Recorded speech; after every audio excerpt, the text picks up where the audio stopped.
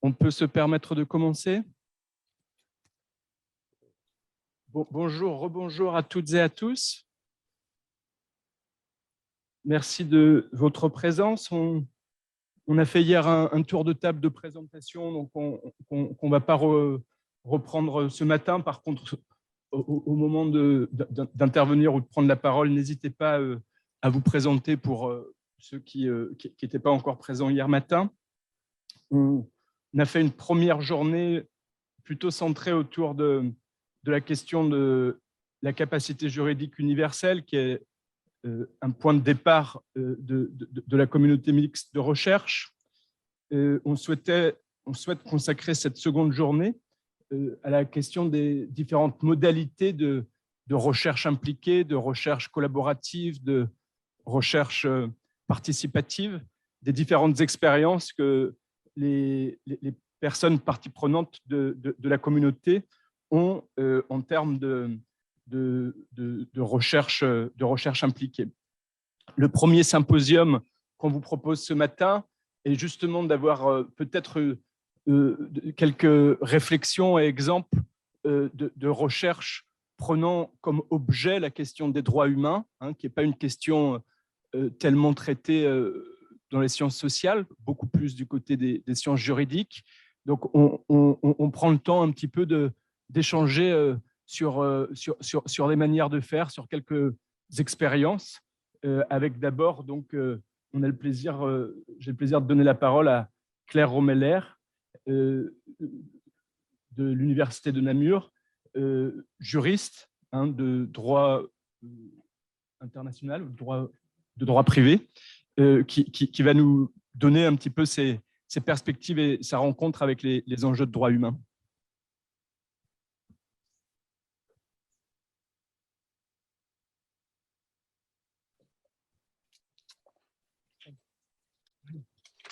Merci, bonjour à toutes et à tous. Alors, quand j'ai assisté à la ConfCap de 2015, j'ai entendu parler pour la première fois, ou en tout cas, on m'a expliqué correctement pour la première fois, cette idée de capacité juridique universelle dont on a parlé hier. Et ça a vraiment suscité un grand enthousiasme chez moi. Je me suis dit, mais là, on nous propose vraiment quelque chose de différent par rapport à la capacité juridique pour une fois. Il y a vraiment quelque chose à creuser. Et donc, je me suis dit, c'est parfait, je vais consacrer une partie de ma thèse à cette question. Je vais expliquer de façon très pédagogique l'observation générale numéro 1 du Comité des droits des personnes handicapées pour la rendre plus accessible à la doctrine juridique belge qui n'en parlait pas, en fait, ou très très peu, ou alors ça m'a échappé. Et on va pouvoir en s'inspirant des recommandations du comité, on va se confronter aux effets pervers du système des mesures d'incapacité juridique qu'on connaît depuis à peu près toujours, et on va pouvoir essayer de redessiner tous ensemble des mesures d'accompagnement qui sont peut-être plus respectueuses de la volonté, des préférences des personnes accompagnées et qui ne passent pas forcément par une diminution de leur capacité juridique. Donc, tout ça m'a beaucoup enthousiasmée. Et puis, le temps que je me fasse ces réflexions, que je réfléchisse à comment intégrer ça à ma thèse, l'observation générale existait depuis quelques années et ça a commencé à me perturber qu'on en parle si peu dans le débat juridique belge, en particulier francophone, mais du côté néerlandophone du pays, on n'en parlait pas beaucoup plus. Parce que si c'était si enthousiasmant, comment ça se faisait qu'on n'en parlait pas? À la limite, j'aurais compris que des tas de juristes essayent de démonter l'observation générale numéro 1 en disant que ça ne pouvait absolument pas fonctionner et que c'était de la folie, mais qu'on n'en parle pas du tout, je trouvais ça beaucoup plus perturbant, qu'il n'y ait pas de débat, que ça semble invisible dans mon système juridique. Ça, j'ai trouvé ça extrêmement interpellant. Et donc, je me suis posé la question de savoir pourquoi il n'y avait pas ce débat qui m'avait semblé si vivant à la ConfCap de 2015. Et j'ai remarqué que le peu d'auteurs qui en parlaient, en particulier une thèse de doctorat qui a été publiée en 2018, balayait l'observation générale numéro 1 assez vite, sans parfois vraiment la comprendre, sans comprendre ce que ça impliquait dans le système juridique belge, donc en utilisant des mots comme assistance, mais à la sauce belge plutôt qu'à la sauce du comité. Donc, voilà, il peut y avoir des mots qui disent des choses très différentes quand on lit l'observation générale et quand on lit la loi belge, le code civil et les mesures de protection. Et donc, il y avait parfois des erreurs de compréhension et puis un balayage assez rapide de l'observation générale numéro 1, notamment en soulignant le côté engagé des membres du comité des droits des personnes handicapées. Et donc, ça m'a posé question. Je me suis dit, tiens, mais on dirait quand même que ce qu'on reproche finalement à l'observation générale de façon implicite, c'est d'être le fruit du travail de militants, de personnes engagées. Le terme engagé revenait régulièrement. C'est une opinion particulièrement engagée. Ce sont des militants, ils sont radicaux, etc. Et donc, je me suis dit, mais en fait, ça m'a presque forcé à faire un tout petit peu de philosophie des sciences pour me demander si on pouvait être scientifique et militant. Est-ce qu'on peut être un chercheur militant? Est-ce qu'on peut être une chercheuse militante? Pourquoi est-ce qu'on serait décrédibilisé si on est une chercheuse militante? Donc ça c'est une question qui m'a intéressée. J'ai de la chance, je travaille avec des philosophes des sciences et donc ils m'ont donné des pistes pour creuser cette question. Et il y a deux auteurs deux philosophes qui m'ont aidé à mettre un peu tout ça en musique. C'est Sandra Harding et Miranda Fricker. Alors, Sandra Harding m'a permis de comprendre pourquoi des militants pouvaient parfois être exclus spontanément, même de façon implicite, de la sphère de la science, de la vraie science. Alors ça tiendrait à une vision relativement obsolète de l'objectivité scientifique qui a fait d'une certaine façon les grands succès de la science occidentale moderne, qui s'est autoproclamée comme neutre, apolitique, asociale, et donc qui voit l'objectivité scientifique comme la neutralité des scientifiques. Et comme des militants sont tous sauf neutres, eh bien, ils sont exclus d'emblée de la sphère de ceux qui peuvent produire un savoir valable. Alors, pourtant, on est toutes et tous situés.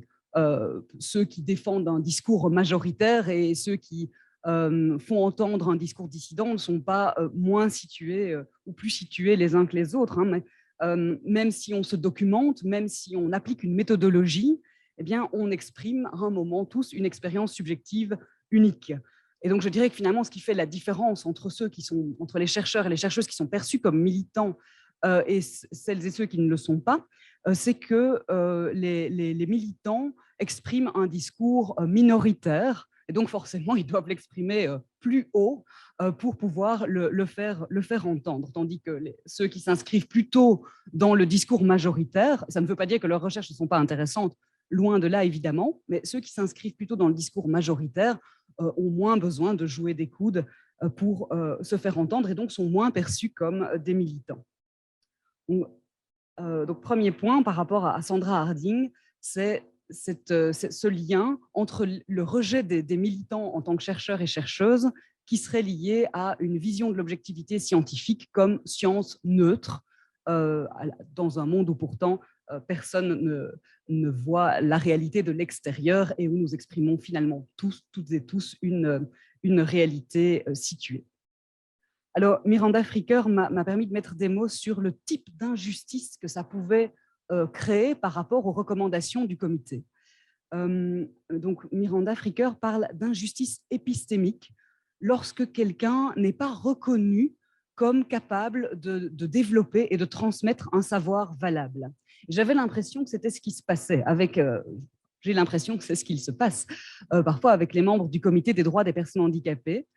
Comme ils sont identitairement associés au groupe des personnes handicapées radicales et militantes, eh bien, ils ne sont pas reconnus, ils sont décrédibilisés d'emblée dans cette capacité à créer et à développer et à transmettre des connaissances. Et donc, c'est de l'injustice épistémique de type testimonial, dit Miranda Fricker, puisque cette décrédibilisation spontanée est liée à un facteur identitaire, donc cette association au groupe des personnes handicapées radicales et militantes. Petite parenthèse, je trouve que cette grille d'analyse des injustices épistémiques, elle est très intéressante pour penser globalement le discrédit dont disent souffrir beaucoup de personnes handicapées. Donc, ça va au-delà des recommandations du comité en tant qu'organe onusien. Donc, personne n'est neutre. Donc, si on voit la science comme la neutralité, enfin, si on voit la validité des savoirs garantie par la neutralité des scientifiques, là, on ne s'en sortira jamais. Mais ça se voit plus chez… cette absence de neutralité se remarque plus chez les militants et donc ils risquent d'être exclus d'emblée du débat, ce qui entraîne une injustice de type épistémique puisqu'on ne les reconnaît pas comme porteurs de savoir valables. Alors, on peut se trouver un peu coincé puisque d'un côté, en réalité, on a besoin de la diversité des points de vue pour questionner les représentations majoritaires. Et d'un autre, il y a ce risque d'exclusion a priori des points de vue minoritaires parce qu'associé à une forme de militantisme. Alors, ce que Sandra Harding propose et ce qu'elle propose en termes de méthodologie se retrouve dans d'autres approches, c'est de tendre à une autre vision de l'objectivité scientifique. Donc, en adoptant des méthodologies qui vont tenir compte de la diversité des points de vue, qui vont essayer d'embrasser la diversité des subjectivités pour finalement se rapprocher. Donc, elle ne jette pas, elle ne bannit pas le terme objectivité scientifique, elle dit que c'est autre chose que de la neutralité. Ce serait plutôt, on ne pourrait s'en rapprocher qu'en essayant de tenir compte au maximum de la diversité des points de vue à propos d'une même situation. Donc, je pense que ce type de méthodologie prend de l'essor actuellement. Je vois dans les appels à projets que les bailleurs de fonds demandent aux universités de créer des partenariats avec des acteurs de terrain. Parfois, on démarre des recherches du point de vue d'une population fragilisée ou d'une minorité avec pour objectif de répondre aux besoins que cette minorité définit. Donc, je pense que ce type de méthodologie prend de l'essor. Je pense que la démarche Cap Droit en est aussi un exemple. Alors, la petite anecdote, c'est que malgré ce détour que j'ai fait par l'épistémologie, la philo des sciences, en essayant donc de mettre en garde contre le discrédit a priori d'un discours militant, dont le but était de montrer l'intérêt de tenir compte des connaissances produites par le comité des droits des personnes handicapées. Donc, tout ce que je voulais faire dans ma thèse, c'était expliquer qu'il y avait un intérêt scientifique à tenir compte de ces recommandations, quand bien même elles apparaîtraient comme militantes, situées et produites par des gens qui vivent eux-mêmes la situation dont ils parlent et qui donc ne sont pas neutres. Donc le but était celui-là, et pas de dire qu'il fallait absolument suivre le comité dans toutes ses recommandations point par point, parce que ça, je devais faire un travail d'adaptation à notre contexte socio-juridique, et puis je ne pouvais pas, dans une thèse en sciences juridiques classiques, c'est-à-dire sans recherche de terrain, sans recherche participative, je n'aurais pas été en mesure de dire exactement la façon dont devait s'appliquer l'observation générale dans mon contexte juridique. Et donc, le seul objectif était de dire il faut tenir compte des recommandations du comité, quand bien même elles apparaîtraient comme produites par des personnes militantes et portant des connaissances expérientielles.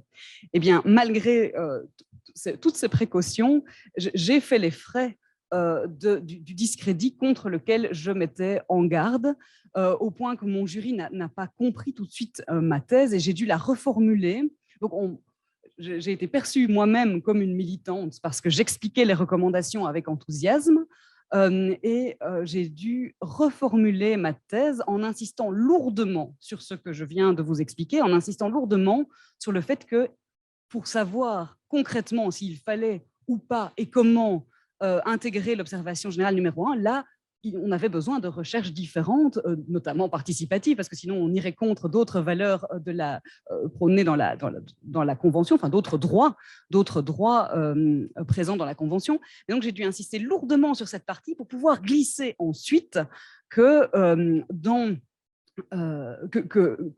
parallèle avec ces recherches pour savoir comment intégrer l'observation générale numéro 1, eh bien, il était absolument nécessaire et enrichissant de s'inspirer de l'observation générale numéro 1 pour imaginer d'autres formes d'accompagnement à l'exercice de la capacité juridique. Et donc, ça m'a laissé, dans un premier temps, un arrière-goût très amer, parce que j'ai vraiment eu l'impression de trahir la cause des militantes et des militants, sans pour autant me racheter aux yeux de mes pairs, puisque je ne rentrais quand même pas tout à fait dans le moule juridique classique. Mais finalement, avec un peu de recul, je me suis appliquée à moi-même le raisonnement dont j'ai parlé tout à l'heure, avec la diversité des points de vue et son importance pour la science et pour la production de connaissances. Je me suis dit, voilà, finalement, c'est très important que des équipes de chercheuses et de chercheurs travaillent à fond les représentations classiques de la protection des majeurs, affinent les représentations, et que d'autres équipes de chercheuses et de chercheurs développent des méthodologies alternatives pour faire entendre peut-être de façon plus audible des discours minoritaires et donc souvent perçus comme contestataires, tant que ces deux types d'approches sont capables à un moment de se rejoindre, de se parler, tant que ces équipes peuvent produire parfois des choses en commun.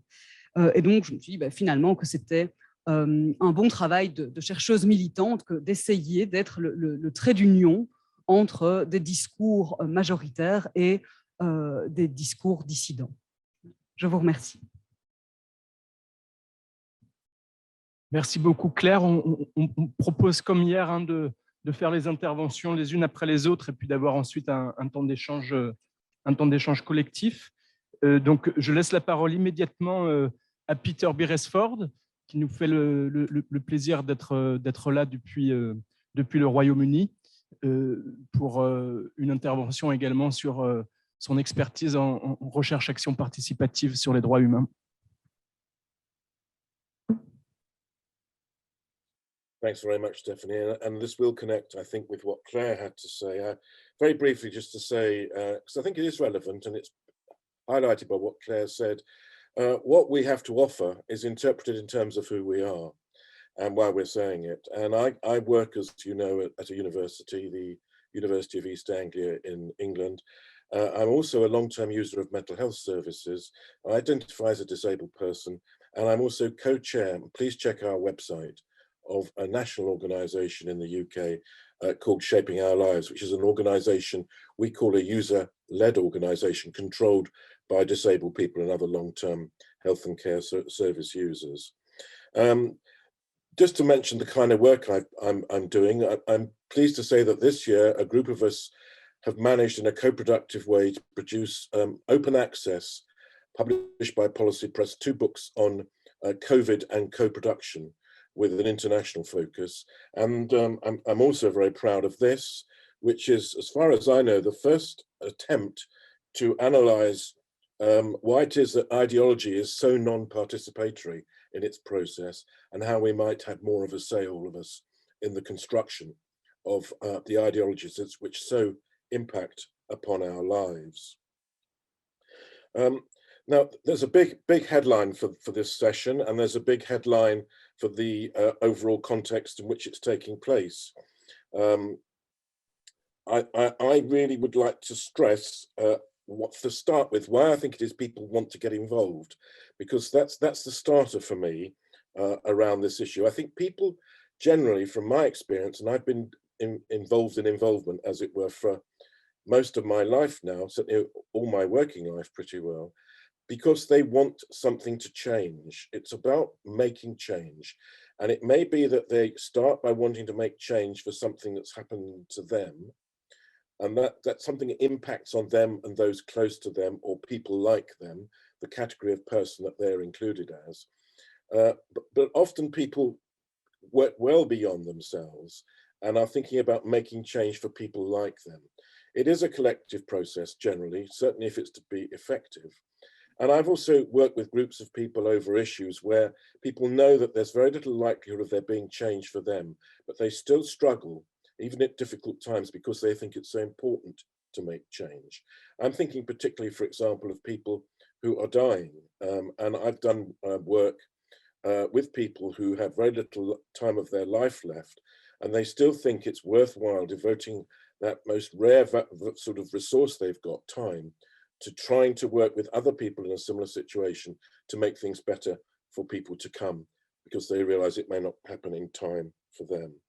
And I think it's important that we start off with that, because you can lose sight of what these terms, involvement, empowerment, and the rest of them are actually about. But for people who are seeking them directly for themselves, people sometimes included in the category, the dismissive category Claire referred to as activists, it is about making change for better, change in line with what they want, change in line with people's civil and human rights. I think that's really, really important to stress. Now, the thing is that there isn't just one way of thinking about involvement, which I think causes some of the issues that Claire was rehearsing. I've come to the conclusion, and I've lent on many others to do this over my working life around involvement, that one of the problems for us can be that we use the same language but mean very different things. And we do live in conflicted political and ideological times, so that the prevailing ideology, I would say, affecting the world and dominating the West is a kind of a neoliberal market-based ideology. And there is a lot of talk and interest in involvement based on that kind of philosophy.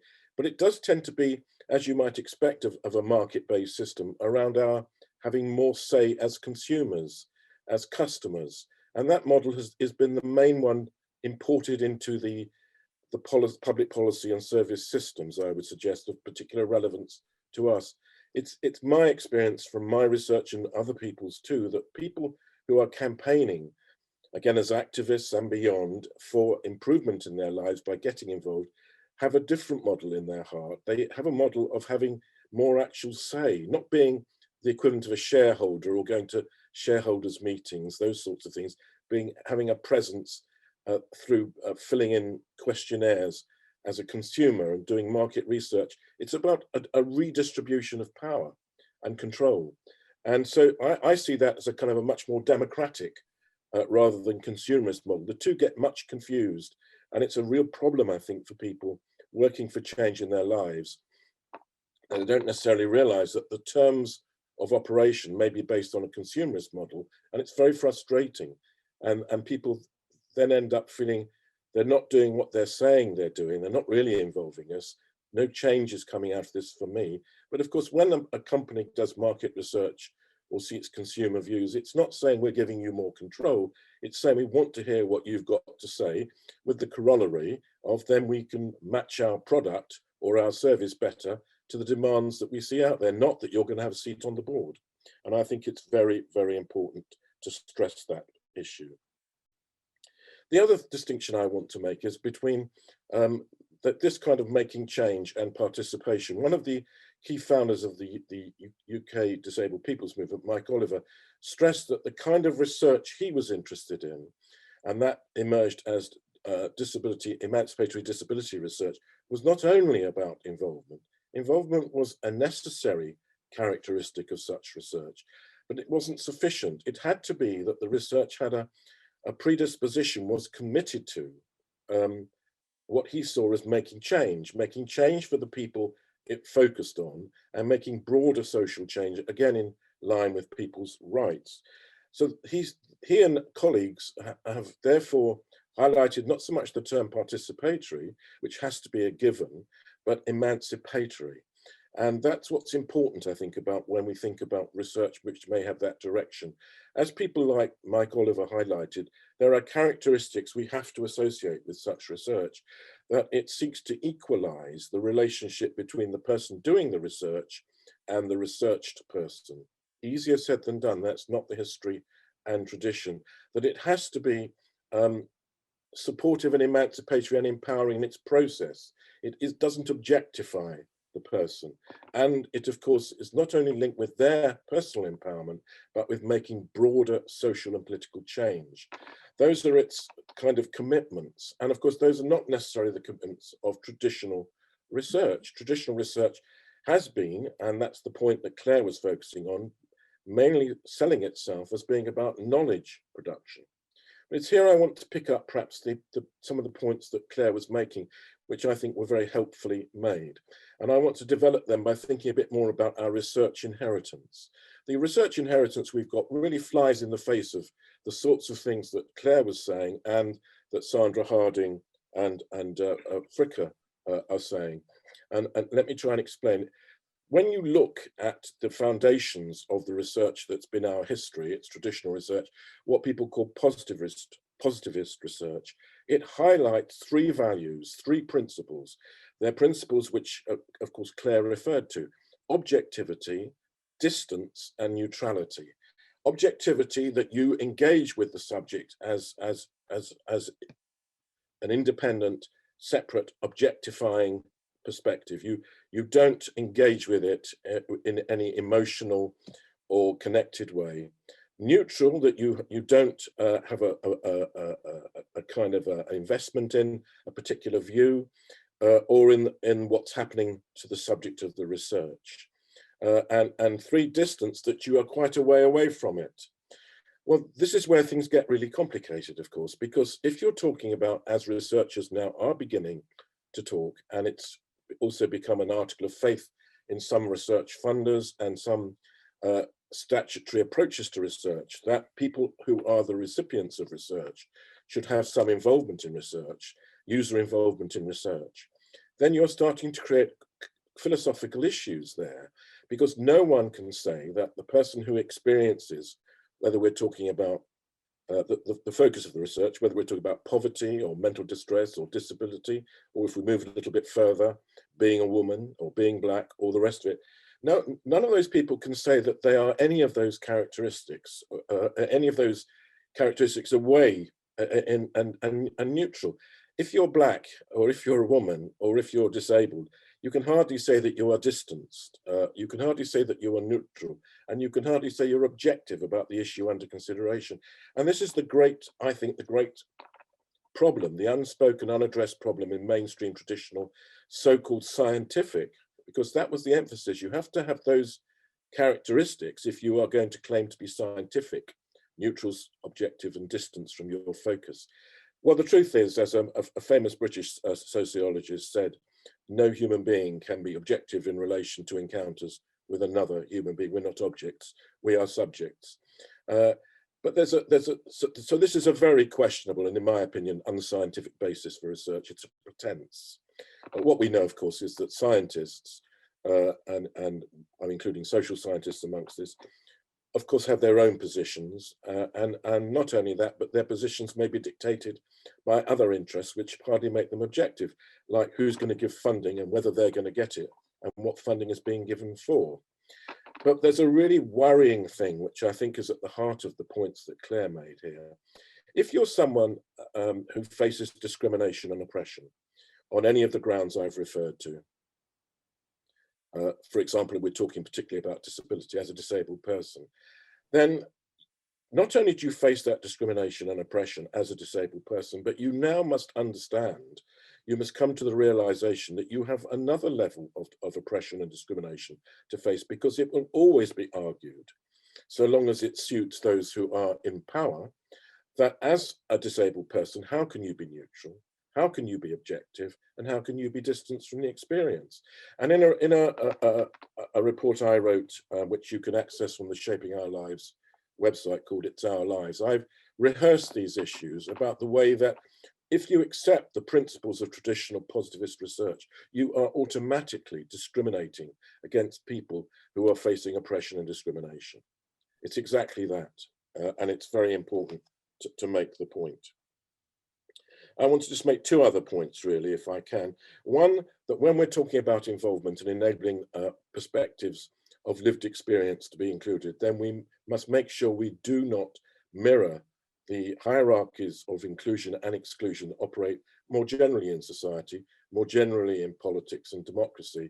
We know, for example, about the oppressions and exclusions that apply in relation to race, gender, sexuality, age, disability, culture, class, and so on. But from a big project that Shaping Our Lives carried out, funded by our government, which you can access on our website, download for free, article, which is called Beyond the Usual Suspects, we also identified many other barriers in the way of people having an equal involvement when there are efforts to involve them. So that's another double whammy, really, which is that you are marginalized and face discrimination in a society, and then its efforts to include you, we found, often reflect and mirror the exclusions that operate. And therefore, if we want to be inclusive in research, if we want the whole picture, especially the picture from those most marginalized and excluded, then we will have to make very particular efforts to reach out to a wide range of groups of people who do tend to suffer from such marginalization. I think it's really, really important to stress that. Finally, I just want to touch on human rights and the UNCRPD, the United Nations Convention on the Rights of People with Disabilities, which in a piece of work that I'm currently completing with colleagues, what we found really interesting is the way that the UNCRPD seems to be working particularly well in the global south, and has been picked up much more than in countries, for example, like the UK, where it's failed dismally to be accepted by politicians, as a way of taking forward anti-discrimination for disabled people, including mental health service users. And I think what's really exciting about the UNCRPD, although it can be seen also as an imported external, potentially discriminatory global north approach itself, but I think there are hopes that it goes beyond that. What's interesting is, of course, that idea, the idea at the heart of the UNCRPD of people having independent living, that's to say, not having to rely on their own efforts to manage as disabled people without support, but having a support that makes it possible for them to live on much more equal terms to non-disabled people. That's an idea which has its origins in the disabled people's movement. It's a wonderful idea, and it followed from the founding idea of the UK movement, which was the social model of disability, which no longer identified and understood disability as a problem within the individual, an accident of fate, a tragedy befalling you, something that couldn't be helped, which meant that you were, as it were, inevitably a dependent person, a lesser person, but developed a much more social understanding, which looked at issues like disability, as I hope increasingly we look at other big identity issues in a broader social context. And I think that's one of the key things that's, in my experience of research and with colleagues as service users and beyond, I think that we've identified the desire to move from individualizing explanations to more social ones, which take account of the broader issues. Of course, in a context of neoliberal politics, the sort of politics that Claire was describing, which reject people on the basis of activism, and that's because they are opposing the status quo, not because they are activists, I would argue, that's going to be seen as problematic, but that we have to move on. The creation of knowledge is about all perspectives, as Claire said. The creation of knowledge is something we all should be part of, and it is a subjective process. And of course, we need to be clear that this is ideologically located. For example, I'm sure Mr. Trump, our sadly lost American president, when he refused to condemn the people who ended up with deaths on their conscience from their invasion of the Capitol, I'm sure those are the kind of activists he would not condemn. That there are, we know, many other activists, especially in racialized terms, he was very keen to condemn. The point is here, we are talking ideology, we are talking politics, we are not talking neutral research. But what is important is that we are at a time, as has already been signaled, I think, of change. And the changes that we are talking about today, I think, are changes that have wings and will be flying much more for the future. Thank you.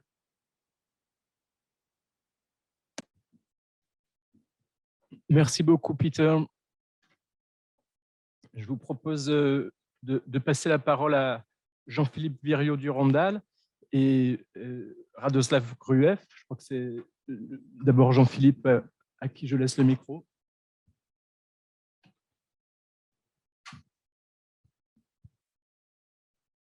Merci beaucoup. À nouveau, vraiment beaucoup de plaisir d'être ici. J'avais prévu un PowerPoint avec des choses très illustré. Et en fait, je vais un peu casser ça parce que je souhaiterais rentrer en dialogue avec l'ensemble des collègues qui étaient ici.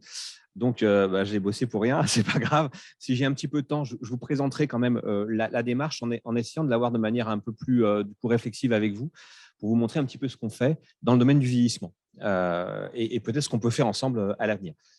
Simplement, par rapport à ce que j'ai entendu là à l'instant, on rentre dans les questions de neutralité axiologique, des questions classiques sur lesquelles nos communautés de recherche sont un peu stigmatisées, effectivement, comme le disait Claire, avec cette tradition qu'on a extrêmement ancrée en France depuis Auguste Comte, d'un positivisme, comme le rappelle Peter, qui brandit l'idée de l'objectivité, pas d'émotion, la neutralité et la distance. Donc, partant de là, effectivement, comment nos communautés de recherche peuvent fonctionner, peuvent progresser, peuvent trouver des moyens à l'intérieur de l'université française ou en alliance avec d'autres.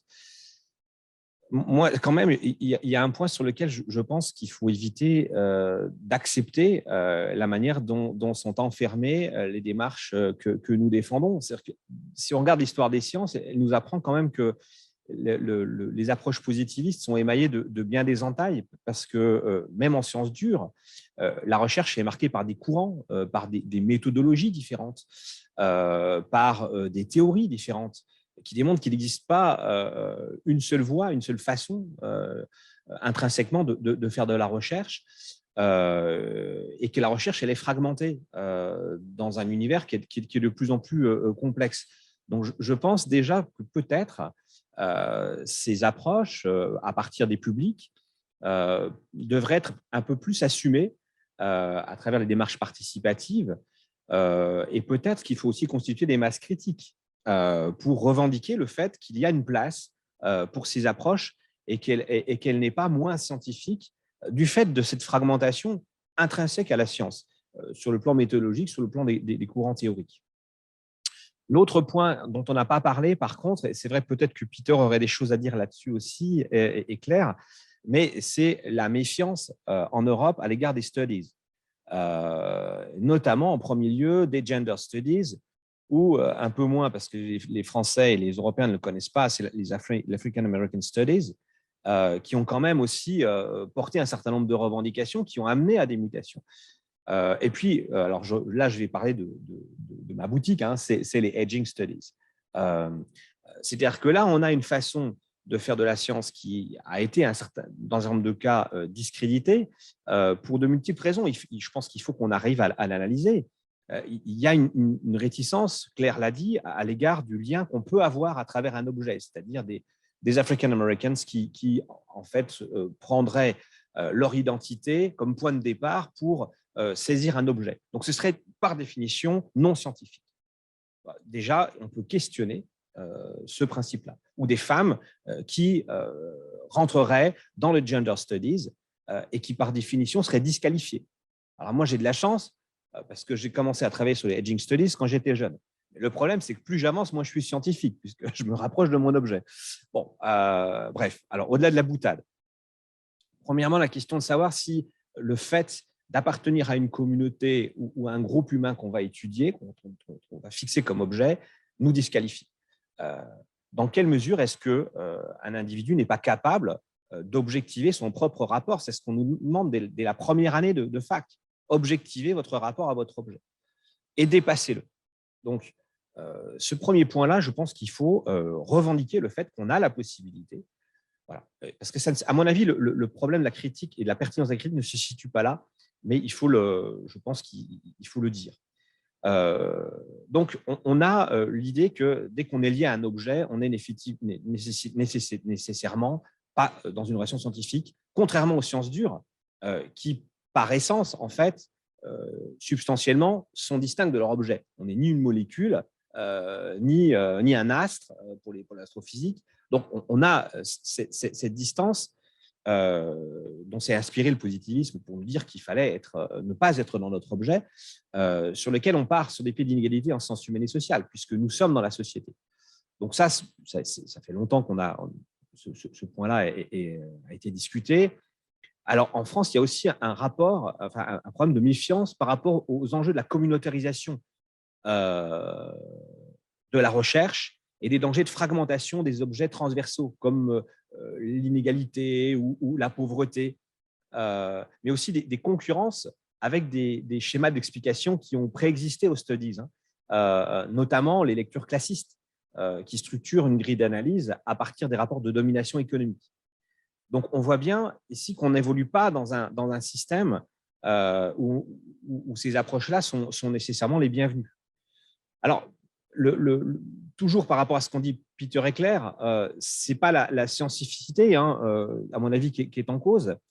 Je pense qu'il faut assumer le fait qu'on peut faire le choix maîtrisé d'un objet de recherche, en l'occurrence des populations particulières, sur lesquelles on estime que l'intérêt scientifique doit se déployer, mais tout en respectant les canons de la recherche scientifique. Voilà, moi, je fais des revues de littérature. Là, sur le projet sur lequel on travaille, on a plus de 700 articles. On respecte les différents types de courants. On respecte les différents types d'approches. Et puis ensuite, on ne s'interdit pas d'aller prendre des approches auxquelles on n'est pas nécessairement familier ou avec lesquelles on n'est pas nécessairement d'accord pour les discuter. En quoi le fait de choisir, d'éclairer, de mettre la lumière sur certains objets, sur certaines populations sous-recherchées, n'est pas scientifique, et de le faire avec eux. Ça, c'est une question. Donc, je pense qu'il faut qu'on passe à l'offensive à un moment donné et qu'on questionne ceux qui défendent en fait les canons de la science en leur demandant d'où ils parlent. Et on a trop été en situation défensive, comme Claire le disait. Il faut être un peu plus offensif. Et moi, je suis prêt à discuter en quoi le travail que l'on mène avec les populations ne sont pas scientifiques. Et après, si on veut utiliser ces travaux à des fins autres que scientifiques, il faut dans ce cas-là, clairement, nous, changer de casquette en expliquant là aussi comment on se positionne. Donc là, ça demande aussi un travail de notre part de clarification. Mais ontologiquement, les approches qui sont défendues ne sont pas extérieures à une démarche scientifique. Le deuxième point, c'est le dépassement de la science pour la science. C'est-à-dire que ces communautés-là ont la prétention de pouvoir contribuer à la création d'espaces de reconnaissance de ces populations, à partir d'un travail scientifique d'éclairage des questions qui sont posées et du vécu quotidien des personnes. Là aussi, il n'y a pas d'incompatibilité avec une démarche scientifique. Le fait de rendre visible un phénomène social ou une catégorie de population à partir de protocoles n'a rien de disqualifié. Donc, espace de reconnaissance de ces populations par la communauté scientifique, mais aussi, ça c'est aussi un point important, dans l'espace public.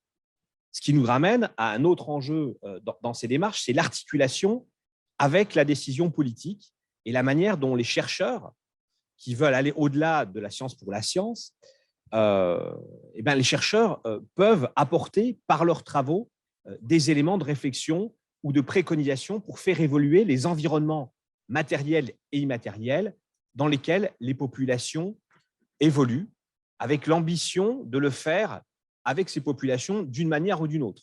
Parce que là aussi, il y a différentes façons de faire participer les populations.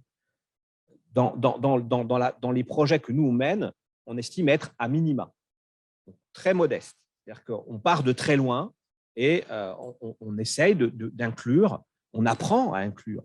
C'est extrêmement, c'est une dimension qui est très modeste, sur laquelle nous ne sommes pas formés, sur laquelle nous avons énormément à apprendre. C'est comme une langue étrangère ou un autre outil. Voilà. Donc là, il y a cette ambition-là. C'est souvent considéré comme aussi opposé à une démarche scientifique. Ces liens avec les politiques, avec cette possible influence sur les politiques publiques, disqualifie souvent les chercheurs qui les portent, et je trouve que c'est un peu dommage, puisque depuis les Grecs, depuis les philosophes, les grands philosophes grecs qui sont dans l'espace public, qui s'y promènent, on sait que c'est l'herméticité entre le travail de réflexion et l'action publique n'a pas toujours été organisée de la manière dont a évoqué Peter avec les approches positivistes. Et le dernier enjeu, peut-être, c'est la question de l'échelle. Peter a parlé du niveau international. Nous, il n'y a pas de convention internationale des droits humains. Donc, on travaille beaucoup avec l'ancien expert international de l'ONU sur les droits humains, qui est vice-président du REACTIS d'ailleurs, pour une convention des personnes âgées, parce qu'on estime qu'il y a des domaines de droit qui ne sont pas couverts par le handicap, notamment l'agisme, qui est très spécifique en fait aux problèmes de relation des sociétés contemporaines avec l'avancée en âge, et qu'on retrouve moins dans le domaine du handicap. Donc, la question de l'échelle, c'est-à-dire, Peter a parlé de l'échelle internationale, certes, mais on a vu hier quand même que la question des droits humains et des droits universels ne pouvait pas être posée que de manière normative à travers les conventions, et se poser au quotidien. C'est-à-dire que c'est la question de l'implémentation de ces directives, de ces grands principes, à l'échelon local et jusqu'à l'échelon des pratiques professionnelles. Et donc, un des grands enjeux pour nous, me semble-t-il, pour nos communautés, c'est l'articulation entre ces différentes dimensions. Avec Fabrice, il y avait l'idée en France du droit civil par rapport aux droits fondamentaux. Alors moi, je ne suis pas juriste, hein, mais c'était intéressant parce qu'il expliquait qu'il fallait peut-être passer d'un droit universel à un droit beaucoup plus incarné, et donc de relier. Et il y a ici quelque chose d'extrêmement essentiel, c'est que nous, on constate dans l'étude qu'on mène sur les droits humains des personnes âgées en période Covid, c'est que toute une partie des droits fondamentaux à la santé, des droits fondamentaux aux relations sociales, qui sont proclamés dans toutes les conventions, ont été en partie piétinés, pas à l'échelle mondiale, internationale, à l'échelle des conventions, mais à l'échelle très concrète des directeurs d'établissement, de certains directeurs d'établissement, certains services de première ligne. C'est-à-dire que les enjeux ne portent pas tant sur les combats sur les conventions que sur la manière dont on forme les acteurs de première ligne, dont on outille aussi les acteurs de la société civile, les groupes qui représentent les personnes âgées, les handicapés, pour pouvoir faire un travail d'implémentation des droits. Et donc, je crois que dans nos démarches, il y a aussi cet enjeu-là, c'est l'articulation avec les politiques publiques des différents échelons, le transfert de nos connaissances. Ça, c'est un point extrêmement important. Ce qu'on va essayer de faire, nous, après notre enquête sur l'impact des droits, l'impact sur les droits humains de la pandémie, c'est comment on va mettre en place des conférences citoyennes pour pouvoir diffuser les résultats de recherche et mettre en place ensuite, progressivement, des ateliers de design social, c'est-à-dire des ateliers qui vont aller au-delà du transfert de la connaissance et qui vont amener les personnes qui le souhaitent, les acteurs de la société civile, les professionnels, les citoyens, à s'approprier ces résultats de recherche pour pouvoir faire des préconisations. Donc, sur la lutte contre la discrimination, sur l'accès aux soins, sur un certain nombre de questions qui ressortent de nos recherches, mais les recherches n'étant pas terminées, je ne vais pas pouvoir développer plus que ça. Mais cette articulation, c'est-à-dire entre un domaine un peu de recherche plus fondamentale, de comparaison entre les systèmes, la réponse par les politiques publiques aux droits humains, les effets directs et indirects sur ces droits à la santé, sur ce droit à la vie, sur le droit à la circulation, voilà, sur des questions aussi fondamentales, comment on les transfère et comment après les gens peuvent s'approprier ces résultats-là, prendre connaissance du fait qu'à Shanghai ou au Burkina ou à Montréal, un certain nombre de réponses et de façons de penser l'articulation entre la société, les droits humains et les personnes, âgées en l'occurrence, peuvent se jouer, s'inspirer de cela, et puis ensuite le porter au niveau local, au niveau régional, au niveau national, au niveau supranational. Donc ça, c'est un enjeu qui est important sur lequel on n'est pas formé non plus, c'est-à-dire comment on fait du transfert. Voilà. Tout à l'heure, on discutait sur comment transférer nos connaissances en FALC. Et moi, je n'ai jamais été formé avant de rencontrer l'APF et de rencontrer. Je ne sais pas faire ça. Donc, ce qu'on se disait, c'est mais il y a en plus du travail de recherche un temps d'adaptation qui est nécessaire. Aujourd'hui, là, tel que j'ai parlé sans avoir la possibilité de… Peut-être que je n'ai pas été compris par tout le monde, parce qu'on est dans un groupe de chercheurs, etc. Mais comment on transfère? Ça, c'est très compliqué. Comment on forme, comment on se forme, nous, pour pouvoir transférer. Et après, comment on s'articule avec les acteurs de la société civile pour qu'ils récupèrent les connaissances et qu'ils fassent des projets. Et c'est la phase vers laquelle on veut aller en phase 2 du projet sur les droits humains dans les 18 pays. C'est qu'on veut mettre en place un outil qui s'appelle Repérage, qu'on a déjà créé, qui est une interface numérique qui permet aux gens qui veulent créer des ateliers de design social d'aller chercher des interviews de chercheurs, des chiffres clés, de la bibliographie, donc de s'approprier en fait un certain nombre de résultats de recherche pour pouvoir les discuter avec des citoyens, avec des professionnels, avec qui veulent pouvoir adapter ces connaissances, les transférer et ensuite mettre en place pas seulement on va dire une réception de la connaissance, mais un travail de réflexion sur ce qu'on peut en faire, sur la manière dont ça peut guider les pratiques, dont ça peut inspirer des recommandations aux différents échelons de décision publique. Voilà, donc du coup, je ne vous ai pas passé mon PowerPoint, mais l'idée, c'était quand même qu'on discute ensemble et qu'on échange. Merci beaucoup de cette adaptation. Je crois qu'effectivement, ça permet de, là aussi, ouvrir très directement les questions qui nous traversent. Guillaume Pégon, je te laisse la parole par rapport à un autre type d'expérience entre droit humain et humanitaire et recherche.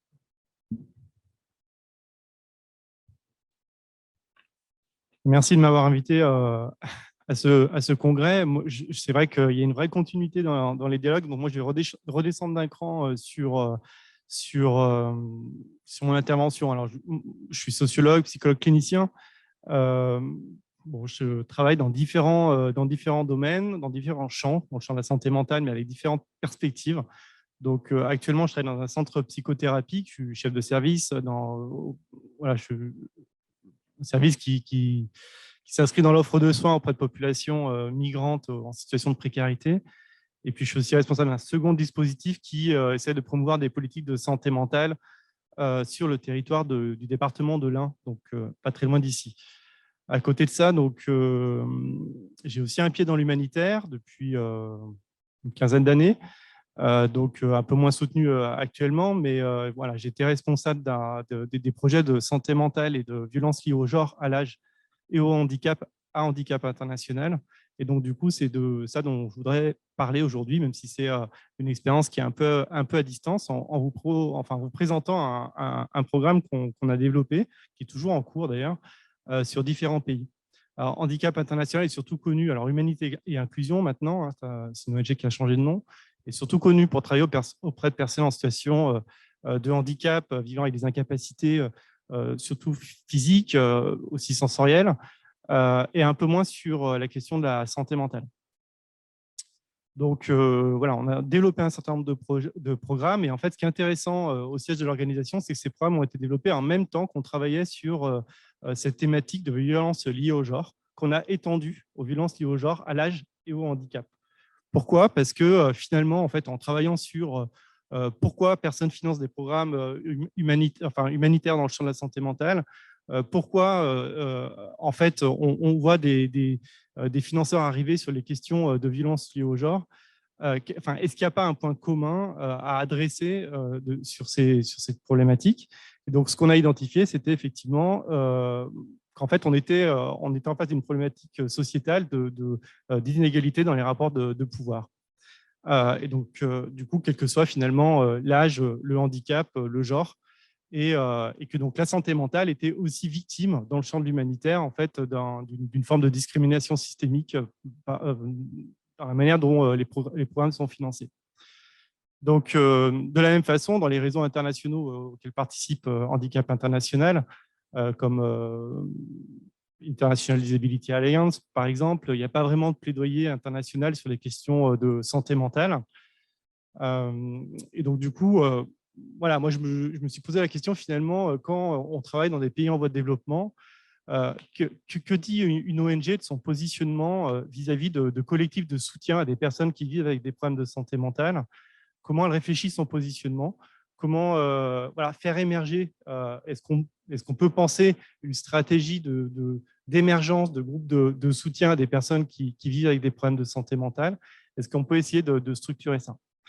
Donc, on est arrivé à rencontrer l'Agence française de développement qui est l'Agence de coopération internationale française qui finance un certain nombre de projets humanitaires sur ce point-là.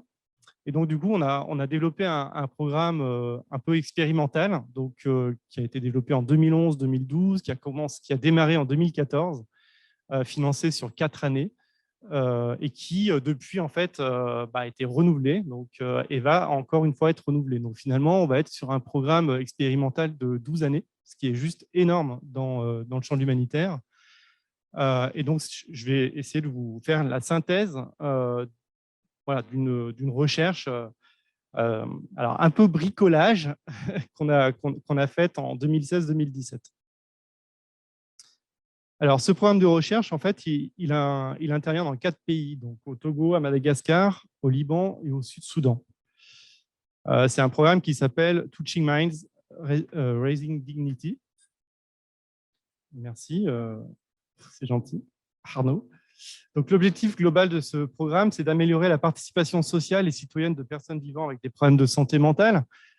Et donc, du coup, d'emblée, en fait, on se disait, c'est quoi cette injonction qui nous permet d'obtenir des financements à la participation citoyenne et à la citoyenneté dans des pays où la question des droits de l'homme est juste reléguée très, très loin dans le quotidien des populations.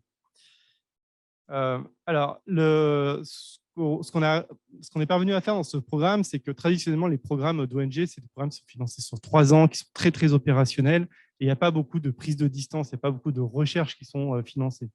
Donc là, on a réussi à sécuriser en fait un volet de recherche, capitalisation d'expérience et de recherche, qui représentait pratiquement la même somme d'argent que les programmes dans les différents pays.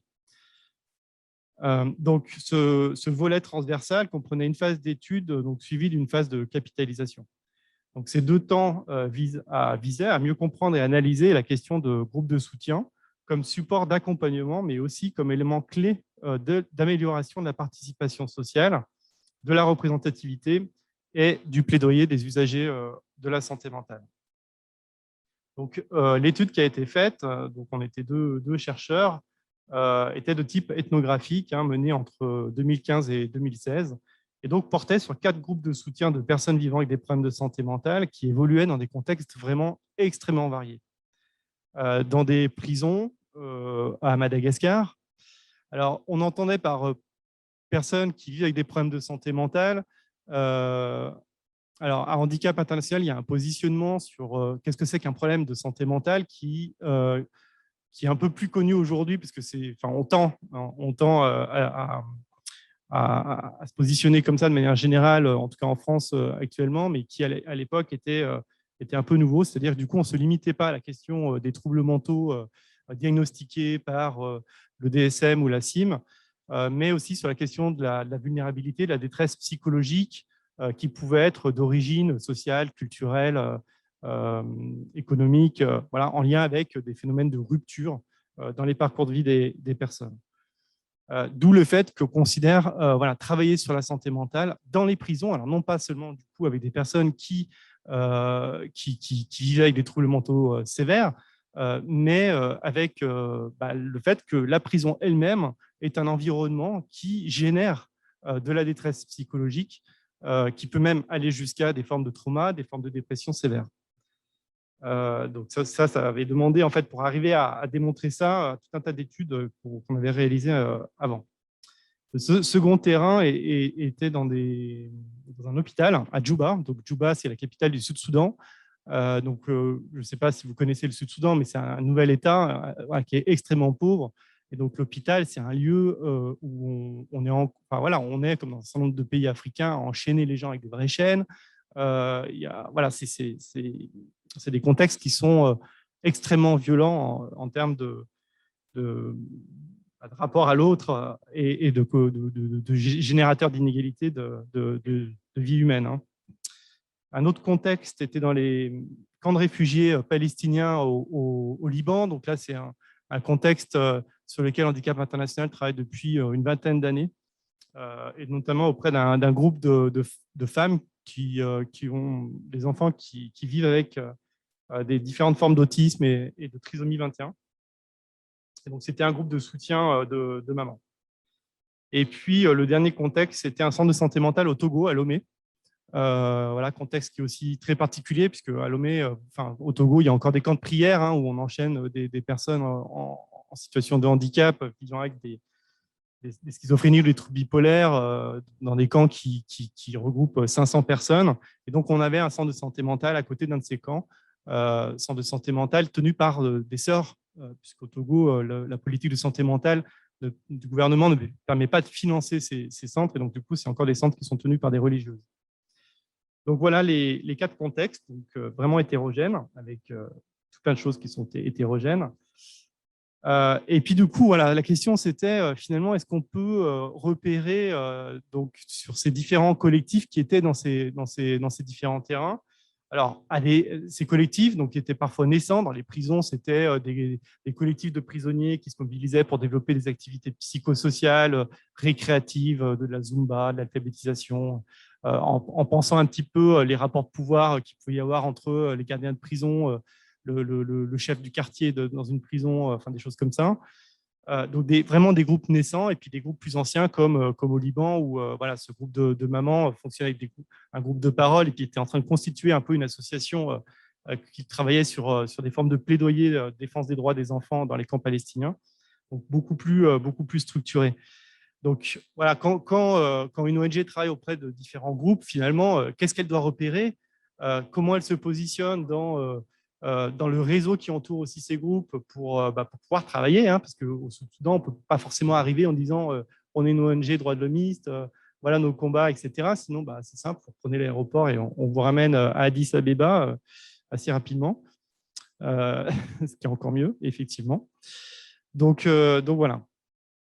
Donc, globalement, en fait, on a pu repérer qu'il y avait différentes phases dans la construction et le développement de ces collectifs de soutien, autour de 4 figures qui sont assez enchevêtrées, qui étaient, d'une part, ces collectifs se posaient des questions sur comment survivre. Ensuite, la question de l'accès aux soins était sans arrêt remise sur le tapis, donc comment se soigner. Ensuite, s'organiser, et finalement, on arrivait sur les questions de plaidoyer. Et c'est assez bizarre de poser les choses comme ça, parce que ça fait figer.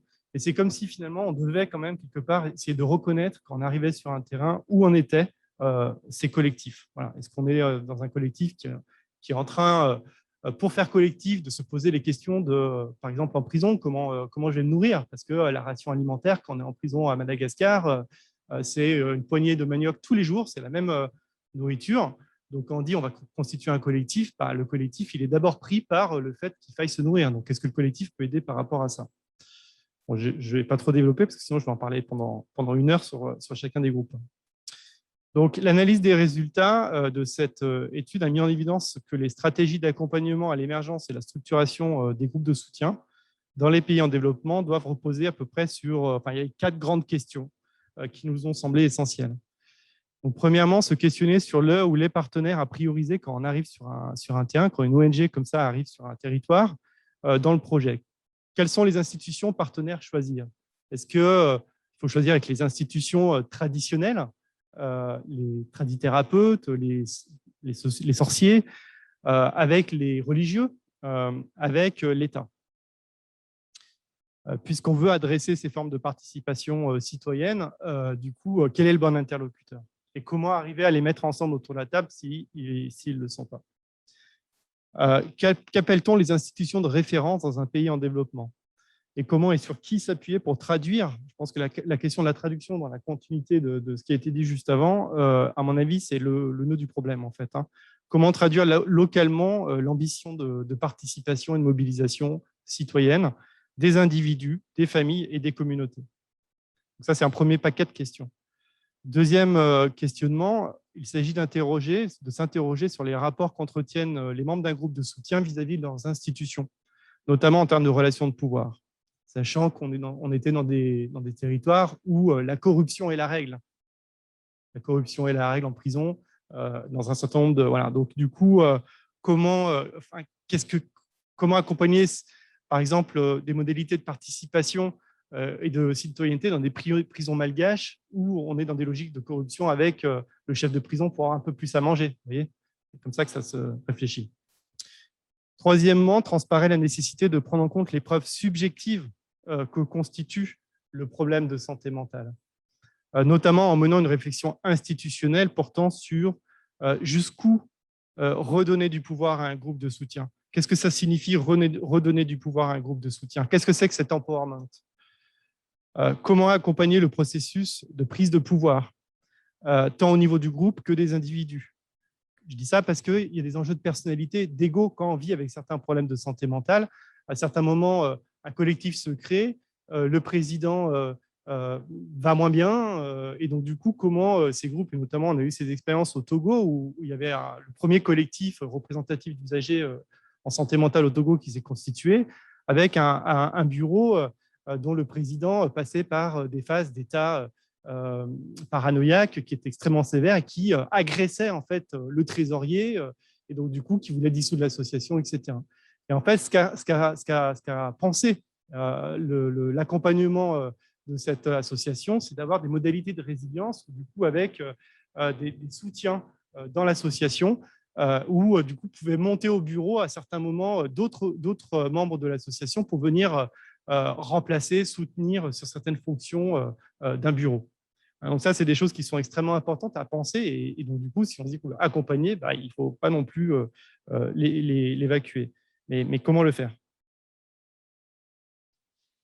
Enfin, quatrième champ de questions, apparaît la nécessité d'animer une politique forte de gestion des connaissances, du coup, qui est centrée avant tout sur l'appropriation collective donc d'une politique de santé mentale sur laquelle on se met d'accord en termes de droits et de participation. Donc, partager entre les acteurs en présence, ce qui en soi prend énormément de temps. Donc, fait partie en fait du projet et ce qui est souvent oublié. Voilà. Donc ça, c'était les questions de l'étude. Ensuite, donc, du coup, on a mené un travail de capitalisation en 2017 qui visait à approfondir ces questions et qui a permis de mettre en lumière différents éléments clés dans l'accompagnement des groupes de soutien et donc cela à différentes étapes de la vie de ces groupes. Donc, l'induction d'un groupe de soutien, parce qu'il s'agissait vraiment d'essayer d'induire l'émergence de ces collectifs, donc, repose sur la volonté commune d'un triptyque d'acteurs, en tout cas dans ces projets, qui impliquait donc, ce qu'on appelle les usagers, mais finalement, ce n'étaient pas des usagers, c'était des personnes qui étaient prises dans un environnement plutôt fermé, hein, que ce soit les prisons, l'hôpital, les camps de réfugiés ou même dans certaines communautés voilà, où ils étaient stigmatisés. Donc, ces personnes, des professionnels et des structures accueillantes. Donc, finalement, c'est un peu la même configuration que Conf Cap d'Or. J'en ai pour 3 minutes. Donc, le groupe de soutien qui émerge constitue de fait une quatrième entité qui est potentiellement à vocation thérapeutique, mais qui pourra prendre également une dimension plus politique par rapport à différents aspects de la vie des usagers en santé mentale. Alors, cette évolution, elle s'incarne dans les différentes étapes de la vie d'un groupe, d'abord centrée sur la quête immédiate de survie, donc se nourrir, se loger, se soigner. Le groupe ensuite se structure pour devenir un appareil potentiellement thérapeutique, facteur d'un mieux-être pour ses membres. Il peut se constituer, on l'a vu, parfois en groupe de parole, et ensuite, du coup, de ce groupe de parole, une fois que les relations de confiance fonctionnent entre les groupes, se décentrer de ces problématiques propres, la problématique propre des individus, pour s'organiser et constituer progressivement un plaidoyer qui porte sur les droits, qui porte sur d'autres problématiques qui concernent des dimensions plus globales. Les professionnels qui entourent le groupe doivent pour cela garantir d'emblée un cadre stable, avec des présences de règles de fonctionnement claires. Donc, je ne vais pas m'étendre sur ça, mais voilà, on a identifié quelques points, tout en renvoyant à certaines dynamiques socioculturelles locales déjà existantes qui favorisent l'échange, la convivialité, etc. Et aussi des ressources qui mobilisent la citoyenneté. Voilà, dans toutes ces communautés, dans tous ces terrains, on ne mobilise pas la citoyenneté de la même façon.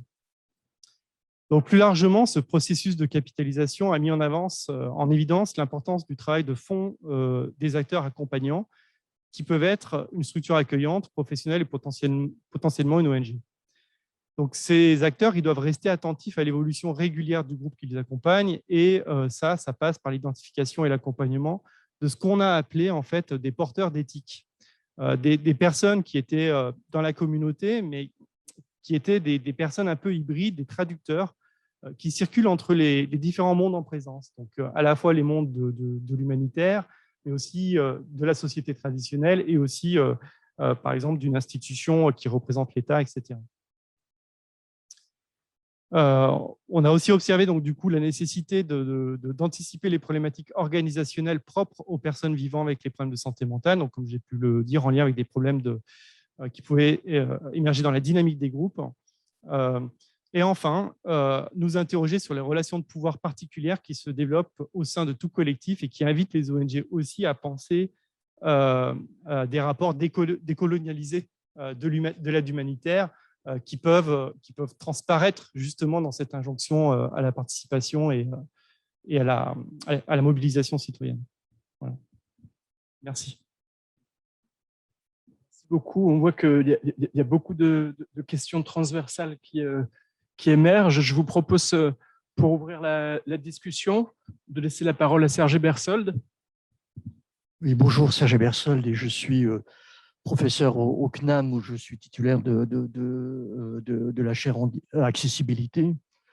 Et bon, un certain nombre de propos qui ont été tenus ici font écho à des questions auxquelles j'ai été confronté dans mes recherches. Et je vais prendre deux exemples. L'une sur la question de la prison, parce que j'ai une doctorante qui a travaillé sur handicap et prison.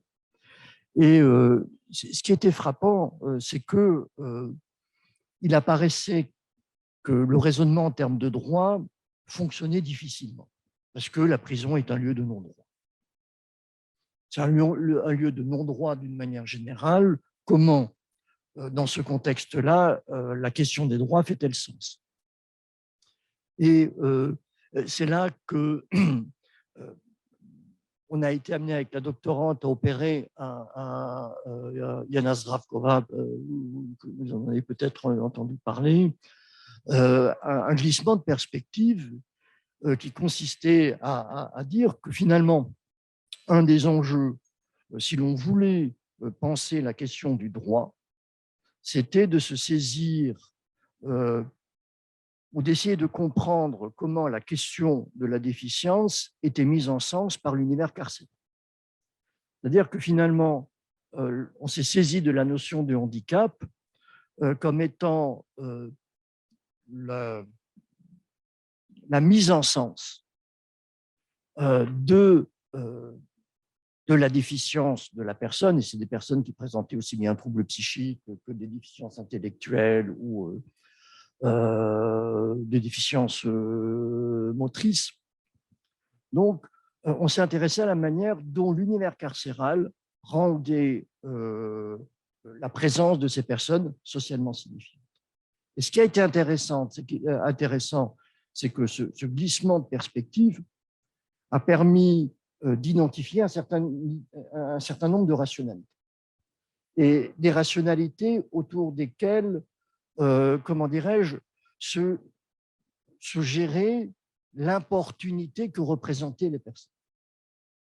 Finalement, on s'est rendu compte que la difficulté d'accès aux droits des personnes incarcérées était liée au fait que leur présence importunait le personnel carcéral dans son mode de fonctionnement, dans les identités, etc., etc. Et ce qui fait qu'on a opéré un glissement de perspective pour essayer de cerner le travail de mise en sens, identifier les rationalités et les enjeux, pour réintroduire après la question du droit. Donc la question du droit n'était pas pris comme une des dimensions a priori, mais on a pris le droit au sens de Lafort, notamment comme un droit médiateur, un droit qui a vocation à se concrétiser. Et ça a été un glissement de perspective qui était relativement intéressant et qui m'a rappelé un certain nombre de choses que j'étais amené à faire quand j'ai travaillé avec l'UNESCO ou avec l'OCDE en Asie centrale ou au Cameroun, Gabon, etc., où finalement avait ratifié la Convention des Nations Unies des pays qui, démocratiquement, étaient quand même légers. Et il nous paraissait intéressant de voir comment, par exemple, un pays comme le Gabon, qui fait un copier-coller de la législation française, se saisissait de la question du droit.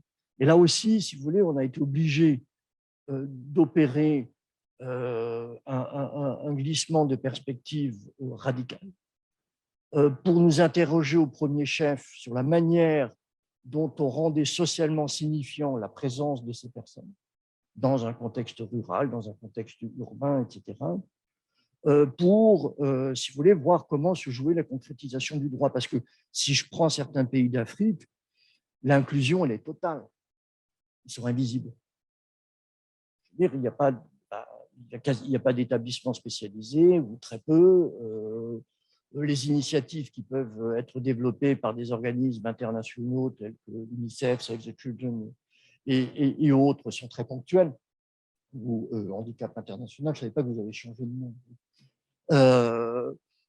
C'est des financements sur 3 ans avec quelque chose d'éphémère, hein, c'est-à-dire qui peut avoir des effets assez contre-productifs, puisque, par exemple, en Asie centrale,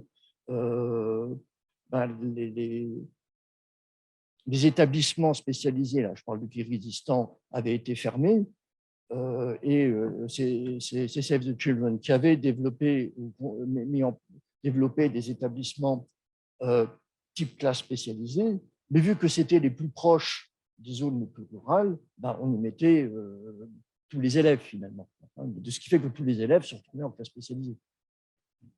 Mais donc, c'est effectivement cette exigence, me semble-t-il, que peut nous imposer à nous, chercheurs, ces droits individuels, hein, qui ont la caractéristique d'être des droits que nous portons, de nous intéresser à la manière dont on s'en sert pour médiatiser, pour médier et pour créer quelque chose qui est de l'ordre de l'interdépendance.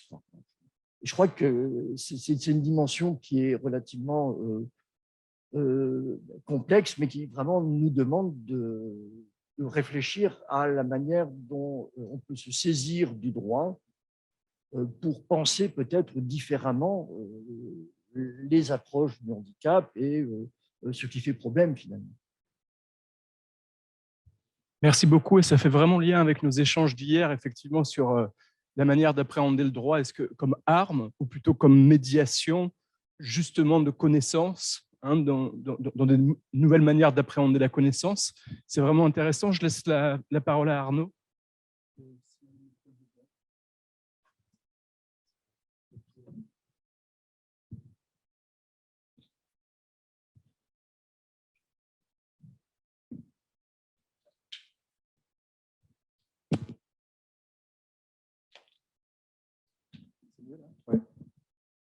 Bonjour à tout le monde. Merci pour ces présentations et ces échanges. Alors, du coup, moi, je me suis dit, en fait, c'est quoi notre travail? Enfin, c'est un peu la question que je me suis posée, quoi. On s'interroge un peu sur c'est quoi notre boulot, quoi, en tant que chercheur. Qu'est-ce qu'on fait? Voilà. Alors, du coup, on a beaucoup parlé de positivisme, mais je pense qu'il y a un mot qui n'a pas été trop dit, c'est l'inverse, ce mouvement vers plus de compréhension en fait du point de vue des personnes. Voilà, c'est ces 2 mouvements-là qui ont un peu constitué les recherches en sciences humaines et sociales. Et je crois que ces 2 manières de voir aussi les inégalités. On parle des droits humains, mais en fait, pareil, si on prend l'autre versant, ce qui nous intéresse aussi, c'est les inégalités et les discriminations. Et en fait, ce que ces sciences elles produisent, c'est de la critique ou pas. Voilà, de la critique ou de la contestation, voire plus, quoi. Et les sciences positivistes, en tout cas en sociologie, elles ont produit de la critique. Elles ont dénoncé les inégalités. Elles ne sont pas mauvaises en soi, quoi, dans leur objectivation, leur distanciation, leur neutralité. Elles montrent plein de trucs dans lesquels, d'ailleurs, tous les mouvements de recherche et les mouvements militants contre la racialisation des rapports sociaux, le sexisme, etc., s'appuient par voilà, des inégalités structurelles, mais ces inégalités structurelles sont montrées par des statistiques, etc., quoi. Quand on va tendre le micro aux personnes, là, ça devient plus compliqué. Parce que si on relit La misère du monde, il y a des trucs en fait, qui montrent que ben ouais, les personnes, en fait, elles ne sont pas à ce niveau de critique, mais elles critiquent quand même à leur manière, mais elles justifient aussi souvent les inégalités.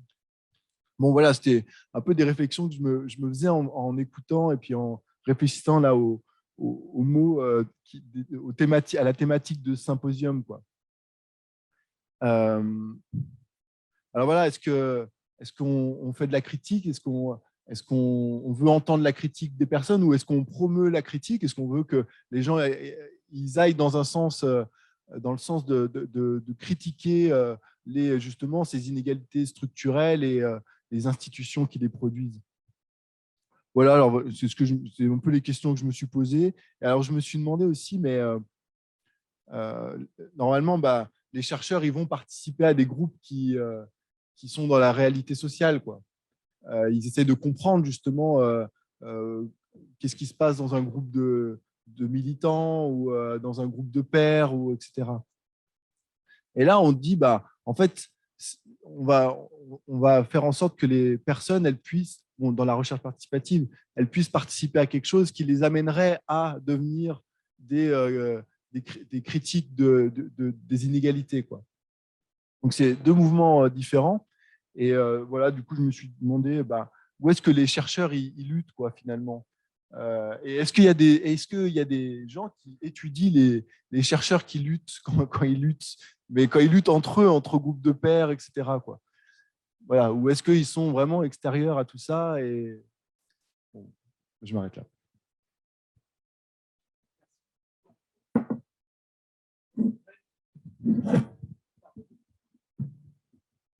Merci. Mais c'est vraiment pour rebondir sur ce que tu viens de dire, parce que c'est exactement la réflexion que je me faisais en vous écoutant ce matin. Est-ce qu'une recherche participative, collaborative est forcément une recherche partisane, militante, s'inscrivant pour remettre en question un ordre social? C'est vrai que ça pose cette question-là. Alors là, on est parti du principe que oui, effectivement, enfin, c'est ce qui avait l'air de ressortir dans les échanges de ce matin. Et voilà, donc je voulais ressouligner ça et se poser cette question, est-ce que effectivement une recherche participative est forcément une recherche partisane? Donc du coup, ça pose la question de la participation des personnes concernées et de leur position par rapport à cet ordre social. Et alors, je ne vais pas aller... parce que c'est un peu ce que je vais présenter dans 1h30, donc je vais m'en laisser un petit peu sous le pied. Mais c'est vraiment poser ça, la question en fait, du statut des personnes qu'on va mobiliser dans ces recherches. Et finalement, est-ce que le fait de vivre l'expérience suffit à s'inscrire en porte-à-faux contre l'ordre social? Et justement, c'est un petit élément de réponse que j'aimerais soulever dans le cadre de ma présentation. Donc, je vais m'arrêter là. Sur cette question, Peter, est-ce que vous voulez réagir? Yes, I would. Thank you. Because it's been the issue has been framed just then in terms of what choices should the researcher make in relation to lived experience advocates or those that they may be criticizing. I think there's another way of coming at this, which is one of the ways that many people involved in collective action from positions of disempowerment are highlighting, which is they are fed up with traditional researchers speaking for them. And it's not so much that they want traditional researchers to decide whether they're on their side or not, but what they want is a relationship with traditional researchers which is supportive rather than controlling. And that's really, really important.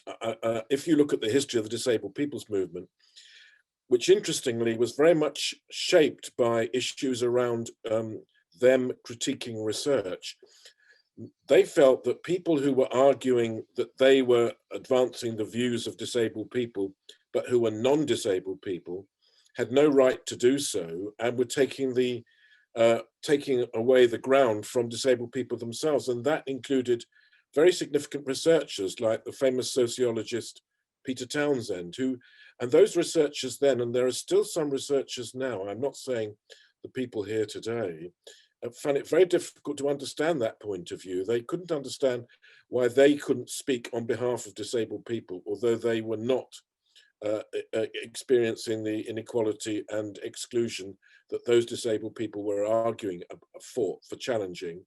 And in fact, they were offering their own remedies for those problems rather than the remedies which disabled people ourselves have more recently campaigned for. So there are all sorts of issues here about the relationships of research and researchers with what might be called activists, or what might be called, and I'm more interested in thinking about, people with lived experience, people as recipients of the policies and services that researchers may focus on.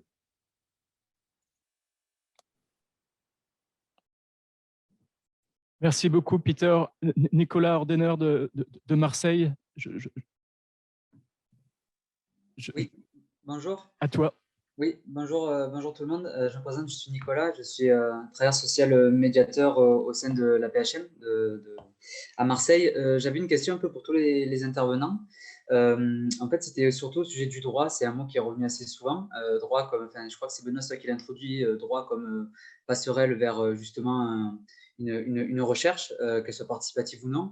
Et je voulais surtout demander à Peter et aux personnes qui ont exercé justement des recherches par rapport au droit dans d'autres pays, parce que dans chaque pays, évidemment, il y a des droits différents. Nous, on est sur le droit romain, en Angleterre, c'est le common law, et dans les autres pays, il doit y avoir, j'imagine, d'autres droits, peut-être droits coutumiers ou autres.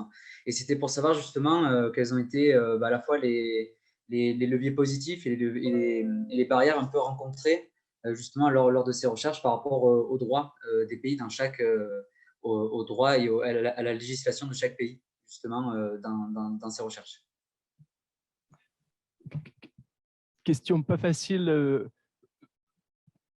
pour répondre très synthétiquement, peut-être 30 secondes, 1 minute chacun. D'abord Peter et puis Claire, Guillaume et Jean-Philippe pour 1 petite minute chacun.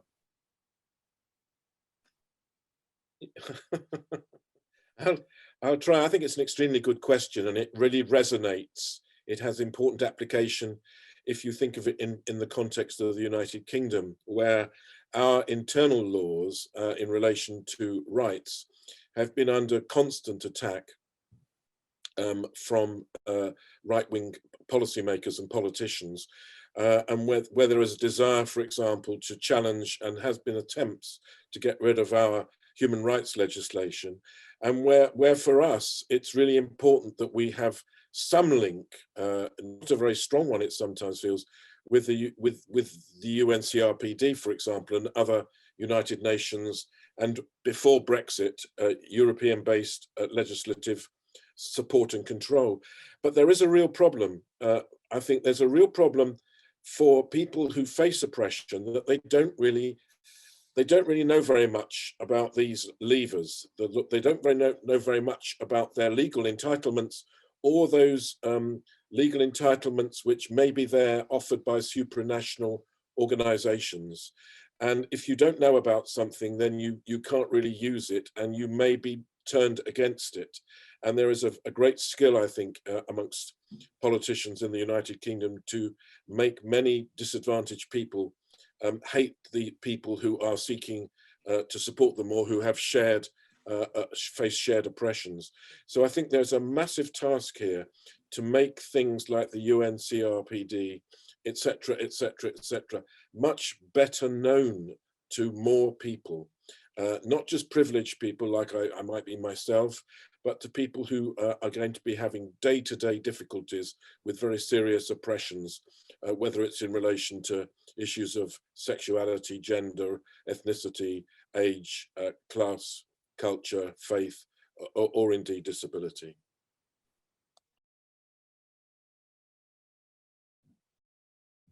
Merci, bonjour. Je suis un peu surprise par la question parce que c'est difficile de répondre.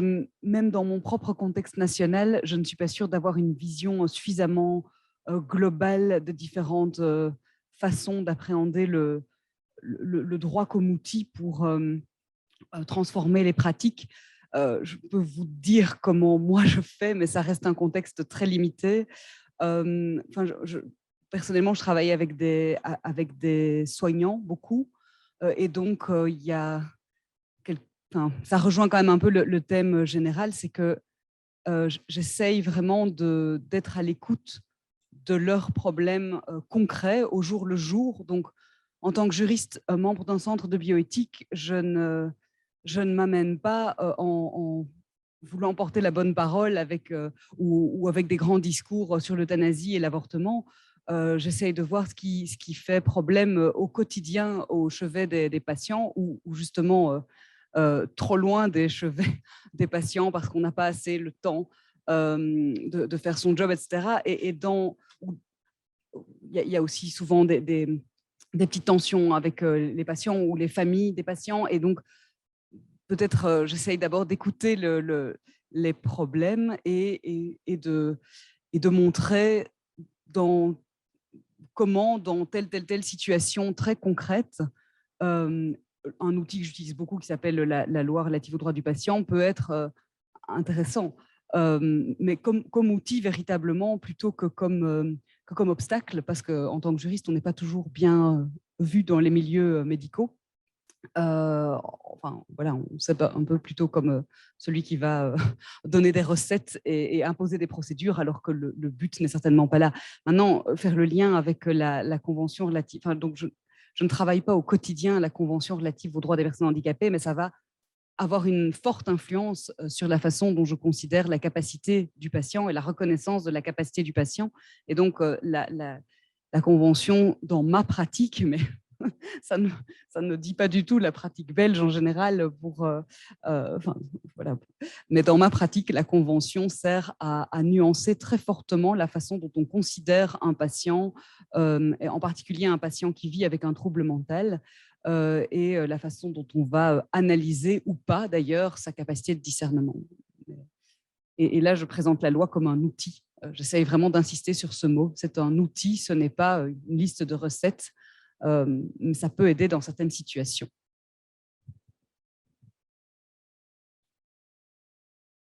Merci beaucoup, Claire. Jean-Philippe.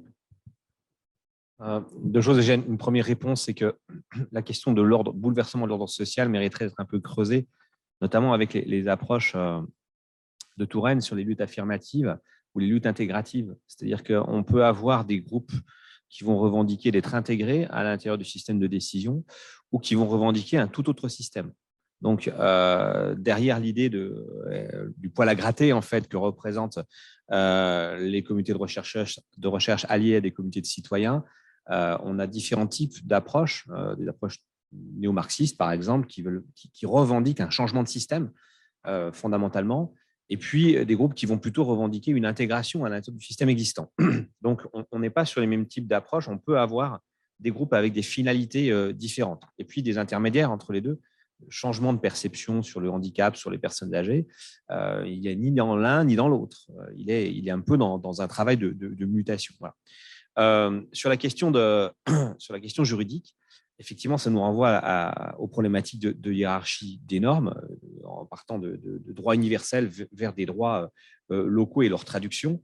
La première chose, vous partez dans le domaine du handicap d'un champ qui est balisé par des conventions internationales qui n'existent pas dans le domaine du vieillissement, je le rappelle. Donc déjà, la question que j'entends ici, c'est comment ces droits internationaux vont percoler en fait aux différents échelons inframondial, infra-international.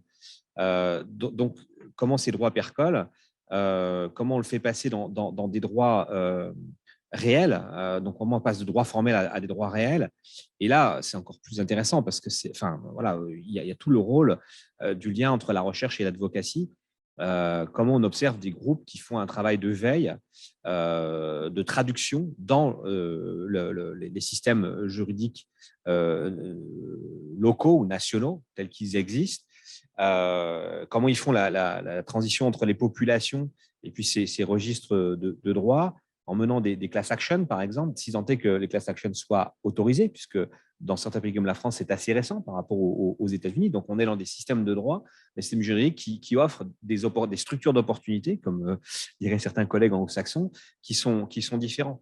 Et puis, il y a différentes autres formes de recours, hein, bien sûr, qui vont faire évoluer les jurisprudences. Donc, ça, en soi, c'est vraiment un objet de comparaison passionnant.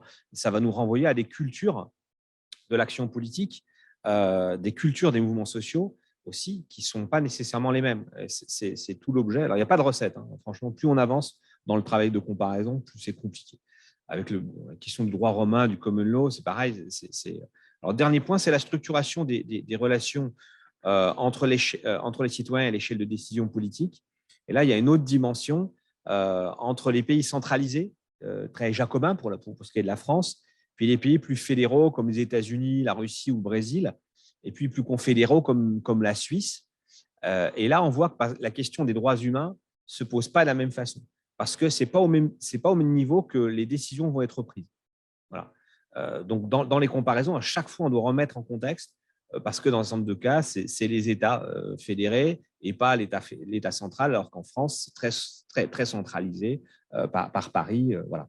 Donc, dans la comparaison, il y a la comparaison sur les droits humains, mais il y a aussi la comparaison sur les systèmes politiques et sur la manière dont ils opèrent pour faire valoir les droits humains ou pour les structurer. Merci beaucoup, Jean-Philippe. Guillaume, en 30 secondes. Oui, bon, simplement un témoignage qui va un peu dans le sens sur comment cheminer finalement avec tous ces systèmes. Donc à Madagascar, en fait, dans les prisons, donc à Madagascar, le droit, c'est la présomption de culpabilité. Hein, donc voilà, un certain nombre de gens se retrouvent en prison quand ils passent à la majorité parce qu'ils ont capturé un zébu. Voilà. Et donc, dans le système malgache, capturer un zébu, c'est un vol. Donc, du coup, on se retrouve en prison.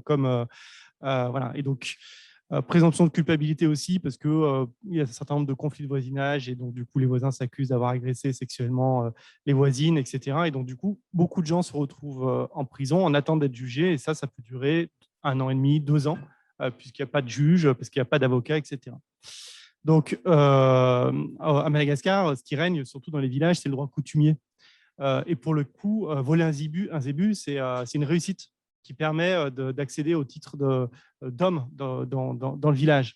Donc, du coup, en prison se joue en fait cette problématique d'inadéquation où les gens sont en attente d'être jugés dans un système de droit et dans l'autre, en fait, ils sont plutôt valorisés.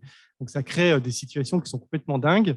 Et donc, du coup, voilà, le travail d'une ONG en prison, c'est aussi de voir qu'est-ce que ça produit, qu'est-ce que ça génère dans ces collectifs, comment c'est mis en discussion, comment finalement on peut anticiper des processus de resocialisation à la sortie de la prison. Et pour ça, du coup, travailler à la fois avec les chefs de village et au niveau des différents échelons de l'administration pénitentiaire pour que du coup ils aient aussi ça en tête dans la manière de penser leur projet d'établissement dans les prisons, etc.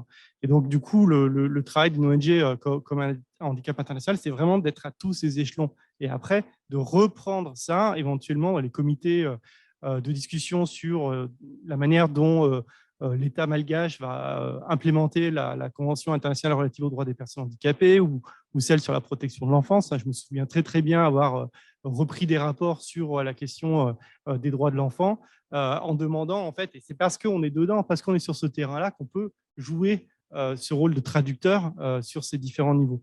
Donc, voilà. Et juste un appel, c'est-à-dire que pour moi, à un moment donné dans ma carrière, c'était université ou aller sur le terrain.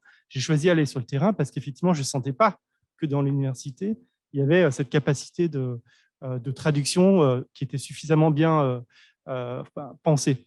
Moi, j'invite vraiment les chercheurs, si vous êtes, à aller rencontrer les ONG, qui sont des vrais laboratoires sur ces questions-là, vraiment, et qui ne sont pas du tout soutenus par la communauté scientifique, pour le coup.